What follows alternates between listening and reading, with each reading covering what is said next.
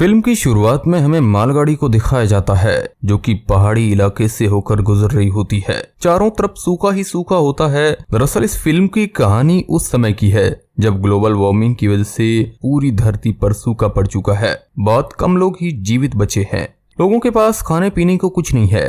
मालगाड़ी जाकर स्टेशन पर रुकती है। इसमें से एक आदमी उतरता है। इसका नाम वर्जिल होता है। वह चलकर पास ही की एक जगह पर जाता है। वहां उसे एक आदमी से मिलना होता है जो उसे द कंपाउंड नाम की एक जगह ले जा सके, पर उसे कोई जवाब नहीं देता है। फिर वो बाथरूम के लिए जाता है। वह देखता है कि पानी नहीं होने की वजह से बाथरूम की सफाई नहीं की हुई है। तभी बाहर उसका टैक्सी ड्राइवर कैथ आता है। फिर वो दोनों वहां से टैक्सी लेकर निकल जाते हैं। बीच में कैथ वर्जिल को बताता है कि उसे टैक्सी के किराए के अलावा गैस और पानी के पैसे देने होंगे। अगर उसे कोई दिक्कत हो तो अभी भी वापस चल सकते हैं, पर वर्जिल कहता है कि कोई बात नहीं। हालांकि वर्जिल को ये बिल्कुल अच्छा नहीं लगता, पर उसे द कंपाउंड जाना होता है, इसलिए वो मान जाता है। रास्ते में चलते चलते वर्जिल गाड़ी की एसी चालू करता है, पर कैथ उसे तुरंत ही बंद कर देता है।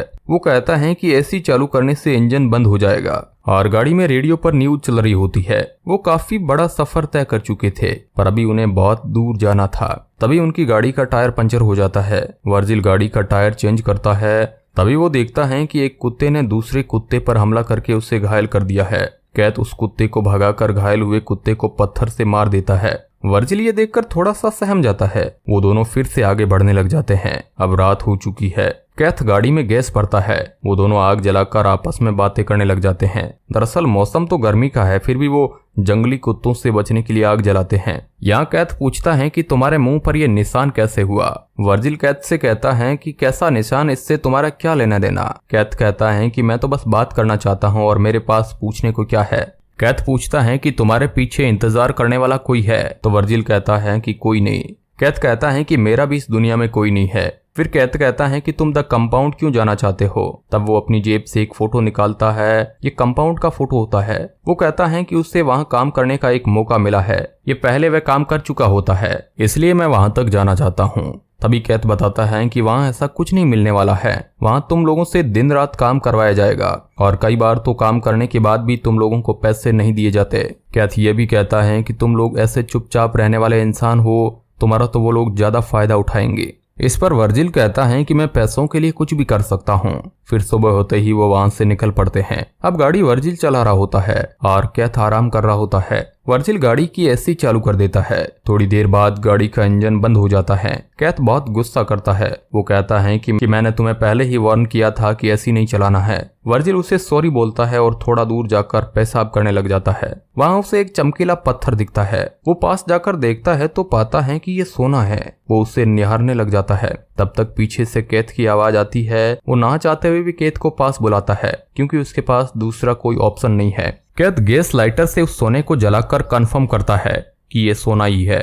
बाद में वो दोनों उसे खोदकर निकालने की कोशिश करते हैं, पर इन दोनों की बात वहां पर बनती नहीं है। वो अपनी गाड़ी से भी खींचकर सोने को निकालने की कोशिश करते हैं, पर सोना जरा सा भी नहीं हिलता है। वो दोनों और गहरा गड्ढा खोदते हैं। तब तक रात हो जाती है। कैथ जलाने के लिए लकड़ी लेने चला जाता है और वर्जिल को ये बोल के जाता है कि तुम जंगली कुत्तों से बच के रहना। वर्जिल को आसपास कोई भी कुत्ता नहीं दिखता है। उसे यहाँ पर थोड़ा अजीब भी लग रहा था। अब वो दोनों लकड़ी जला के सोना मिलने की खुशी मनाते हैं। तभी कैथ कहता है कि हम दोनों में से एक को जाकर एक्सीवेटर लाना होगा और दूसरा पीछे सोने की हिफाजत करेगा। वो कहता है कि मैं तुम्हें अपने कुछ खास लोगों के नंबर देता हूँ, तुम जाकर एक्सीवेटर ले आओ। वर्जिल कहता है कि मुझे यहाँ की ज्यादा जानकारी नहीं है, बेहतर होगा कि तुम जाओ। यहाँ हम देख सकते हैं कि ये दोनों एक दूसरे पर ज्यादा भरोसा नहीं करते हैं। दोनों में से कोई भी सोना छोड़ के नहीं जाना चाहता। उन दोनों में काफी उलझन होती है, पर आखिरकार कैथ जाने को मान जाता है। वो कहता है कि मुझे 2 दिन जाने में और 2 दिन आने में लग जाएंगे। तब तक तुम जंगली कुत्तों से अपने आप को बचा कर रखना। वो जाते हुए उसे कुछ पानी, थोड़ा खाना और एक चाकू और एक फोन देता है।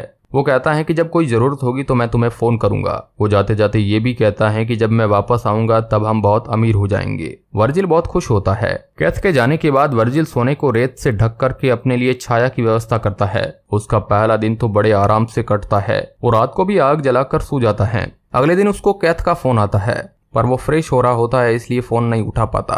वहां पर दिन को कड़ाके की धूप पड़ती है, पर वो सामने पड़े सोने के लिए कुछ भी झेलने को तैयार होता है। छाया के लिए वो रेत के टीले के उस पार जाने की सोचता है, पर सोने को पत्थरों से ढक के जब वो आगे जाता है तब उसे एक क्रैश हुआ प्लेन दिखता है। पहले तो वो उसके अंदर जाकर बैठ जाता है, पर उससे सोने से दूर रहा भी जाता नहीं। इसलिए वो प्लेन के कुछ पार्ट्स तोड़कर वहीं पास में ही छाया बनाता है। इसके लिए वो कड़ी धूप में भी खूब मेहनत करता है। उसका शरीर जल जाता है पर वो अपने लिए छाया बना ही लेता है और उसके अंदर सो जाता है। इस तरह इसका पूरा दिन गुजर जाता है। शाम को वो सोने के पास बैठकर ही उससे बातें करने लग जाता है। फिर वो पत्थरों से सोने का एक टुकड़ा तोड़ लेता है। वो इस टुकड़े को देख ही रहा होता है कि कैथ का फोन आता है। कैथ बताता है कि गाड़ी का इंजन गर्म हो गया है, मैं अभी तक वहां पहुंचा ही नहीं हूँ, मुझे आने में थोड़ी देर लग जाएगी। वर्जिल उसे बताता है कि मैंने सोने का एक टुकड़ा तोड़ लिया है। कैथ कहता है कि तुम एक टुकड़े के बारे में मत सोचो, सारा का सारा सोना हमारा है और मैं जल्दी से जल्दी आने की कोशिश करूंगा। वर्जिल थोड़ा निराश होता है पर वो हमेशा की तरह आग जलाकर बैठ जाता है। आज उसे जंगली कुत्तों की आवाजें भी सुनाई देती है पर उसे वहां पर दिखता कुछ नहीं है। वो बहुत डर जाता है और उसकी ये रात भी बड़ी मुश्किल से कट जाती है। अगले दिन सुबह उसे एक सांप दिखाई देता है। वो उससे बिल्कुल भी नहीं डरता है और उसे मार कर खाने की सोचता है पर सांप वहां से चला जाता है। इसी बीच उसकी बोतल का पानी भी नीचे गिर जाता है। अब उसका खाना पानी भी खत्म होने लगता है। वो फिर से हेलीकॉप्टर के पास जाता है और वहां से कुछ पुर्जे लाने की सोचता है। वहां उसे दूर से कोई आता हुआ दिखाई देता है। वो प्लेन के अंदर जाकर बैठ जाता है। ये एक लड़की होती है जो उस रास्ते से गुजर रही होती है। वो उसे बताती है कि यहाँ से 5 किलोमीटर आगे पानी है, तुम वहां जा सकते हो। वो उससे पानी स्नैक्स देती है पर वर्जिल कुछ नहीं लेता और बस चुपचाप अपना काम करता है। अब वो लड़की वहां से निकल जाती है और उसकी झोपड़ी की तरफ बढ़ने लगती है। वर्जिल उसे रोकने की कोशिश करता है। वो कहती है कि मैंने तुम्हारा शेल्टर देखा है, मैं भी आज तुम्हारे साथ रुकना चाहती हूँ। वर्जिल उससे मना कर देता है और कहता है कि तुम प्लेन में रुक जाओ। उस लड़की को कुछ गड़बड़ लगती है। वो वर्जिल से पूछती है कि तुम कुछ छुपा रहे हो, पर वर्जिल उससे कुछ नहीं बताता। वो पूरा हाँफ जाता है। लड़की उसे आराम करने को कहती है और उसका शेल्टर तोड़ने लग जाती है।